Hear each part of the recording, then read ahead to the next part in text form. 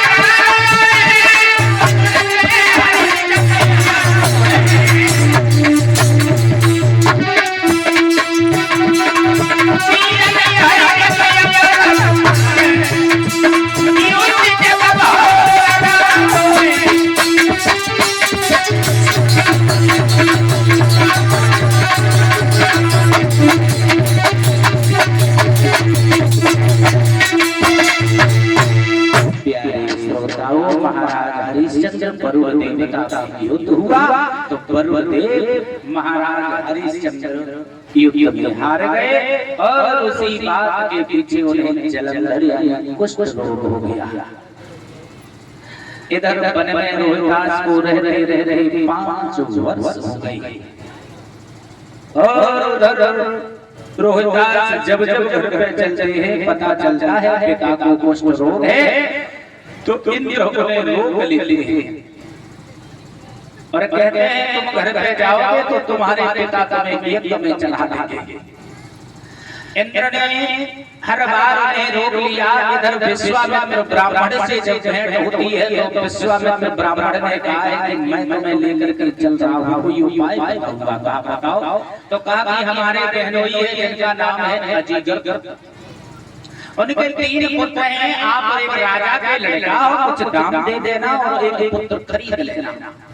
और परिचय से क्षमा चाहूंगा, मैं जात पात की बात नहीं करता, ब्राह्मण कुछ लोभी होते हैं नहीं। तो ब्राह्मण देवता लोभ में आ गए, पहुंचे लेकर के तो सुना से नाम का जो बीच का बालक है उसका नंबर आया अजीगर का ब्राह्मण ने कह दिया कि बड़ा वाला लड़का तो हम नहीं ले सकते, क्योंकि बड़ा लड़का हमें बड़ा प्यारा है। फिर पूरा अधिकार पिता का नहीं होता, माँ का भी होता है। तो माँ से पूछ लिया जाए तो माँ ने कह दिया छोटा वाला बालक हम नहीं लेंगे। बीच का बालक बचा सुना से उसने कहा रोहिदास, ना तो हम माँ को प्यारे हैं और ना हम पिता को प्यारे हैं, हमें ले चलो। इस मनुष्य शरीर का पैसे से तो कुछ होना नहीं है, चलेगा एक दिन। और ये बात बिल्कुल सच है। माता पिता का प्यार है, बड़े लड़के से हो या फिर छोटे से, बीच वाले तो लाइन लग रहा था। लेकिन हम नहीं है, हम परमात्मा की बड़ी मान कर पाए, हम सबसे छोटे। तो हकीकत बता रहा हूँ, मेरे पिताजी का प्यार इतना रहा जो आज में आए हैं। अभी भी कम से कम दिन में 10 बार फोन आता है, सुबह से शाम तक क्या हो रहा है, क्या कर रहे हो, अब बताओ क्या करना है। 3 घंटे तक क्या है, उसके बाद तो कुछ करना नहीं है। तो माँ, ये कुदरत का नियम है, तो बड़े बड़े को प्रेम ज्यादा करे या छोटे वाले को, बीच वाले तो लगे रहते हैं लाइन। शास्त्री जी हमारे बता रहे बोले हम बीच के, तो तुम लगे रहो लाइन में लगे रहो, करना क्या है भाई।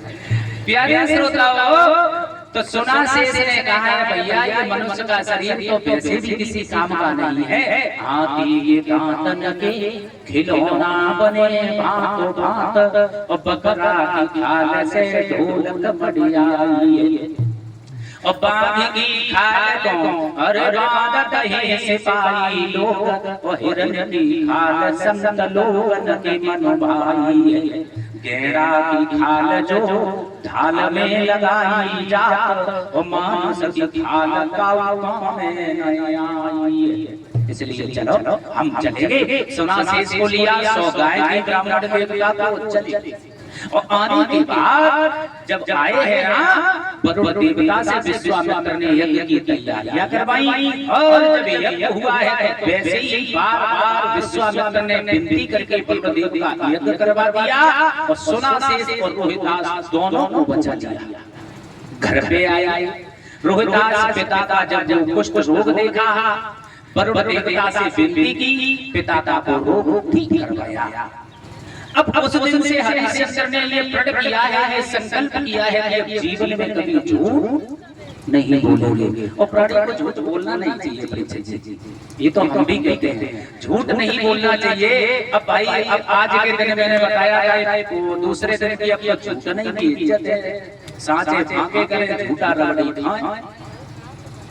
अब तो सांचे फांके कर रहे, झूठा रबड़ी खाए रहे, सांचे की कदर न है, झूठन के संस्कार काऊ से न लेके दे बोलता कहे होशियार, और सीधे साधे भोले वाले उनसे लोग कहें कमाल, और साहू को बता दे चोर चोर बने साहूकार। लोग कहने लगे चोरी की चोरी ऊपर से सीधी चोरी। अब तो समय बदल गया। महाराज हरिश्चंद्र ने ये प्रण किया है कि उसी दिन से कि हम झूठ नहीं बोलेंगे। एक दुआ भी आता है जो हम हमारे साथी पढ़ते हैं, उन्होंने शायद पढ़ा भी हो। चंद्र करे सूरज करे करे जगत विहार, पैदृढ़ राजा हरिश्चंद्र को करे न सत विचार। ये आता था 5-6 में जब पढ़ते होंगे, जो पढ़े होंगे या तो नहीं पढ़े, सुना है हमने। अब हरिश्चंद्र को उसी दिन से सत्य पर चलने की आदत हो गई। महाराज हरिश्चंद्र अयोध्या के राजा हैं, प्रजा को पुत्र के समान समझते हैं। दरबार में जो आता है उसे विमुख नहीं जाने देते। एक दिन ब्रह्मा जी की सभा लगी है, विश्वामित्र और वशिष्ठ जी बैठे हैं। आपस में चर्चाएं होने लगी तो विश्वामित्र के सामने वशिष्ठ जी पढ़ाई करना प्रारंभ करते हैं हरिश्चंद्र की। और जब पढ़ाई करना प्रारंभ किया है तो विश्वामित्र ने कहा हरिश्चंद्र शिष्य पर इतना नाज है, तेरी पढ़ाई मत करो। सोना तब चमकता है जब उसे कांच दिखाई जाती है, और तुम्हारे शिष्य की जांच नहीं हुई, और अगर जांच कर दी ना तो परीक्षा में फेल हो जाएगा। तो विश्वामित्र और वशिष्ठ में बातें होते होते परीक्षित जी इतनी बहस हुई, लड़ाई तक हो गई। और जब लड़ाई हुई तो लड़ाई होना जब प्रारंभ हुआ तो विद्वानों का कहना तो ये है कि ये वर्षों तक पक्षी बनकर के आकाश में लड़ती रही। उसके बाद में फिर मन में विचार किया विश्वामित्र और वशिष्ठ ने एक दूसरे से कहा है कि यहाँ हम और आप लड़े मरे जा रहे हो, वहाँ हरिश्चंद्र आराम से जीवन यापन कर रहा है, परीक्षा न ले ली जाए क्यों? तो वशिष्ठ ने कहा ये तो हमने पहले ही कहा था, तुमने मानी कहा हमारी बात। जाओ, अगर तुम्हें इतना ही हमारे शिष्य के ऊपर शक है तो परीक्षा करके ले लीजिएगा। तो विश्वामित्र चले, ब्राह्मण का वेश बनाया और मन में विचार किया दरवाजे पे जाएंगे, जो मांगेंगे वो मिल जाएगा, इसलिए दरवाजे पे नहीं जाने का। कहाँ पहुंचे? बाग में। देखा है बगिया बड़ी सुंदर है और सुंदर बाग को देख करके महाराज हरिश्चंद्र के उस बाग में विश्वामित्र ब्राह्मण ने शूकर का वेश धारण कर लिया परीक्षित जी। और शूकर का वेश धारण करने के बाद सारा बाग जो था वो उजाड़ डाला। और जब बाग उजाड़ा, माली ने रोकने का प्रयास किया तो विश्वामित्र शूकर बने हुए उसको भी घायल कर दिया। माली रोता खींचता हुआ हरिश्चंद्र के करीब आया और हरिश्चंद्र से कहा है महाराज बाग में भी शूकर आया है और उसने सारा बाग उजाड़ दिया है। बोले हैं महाराज हरिश्चंद्र से माली समझा करके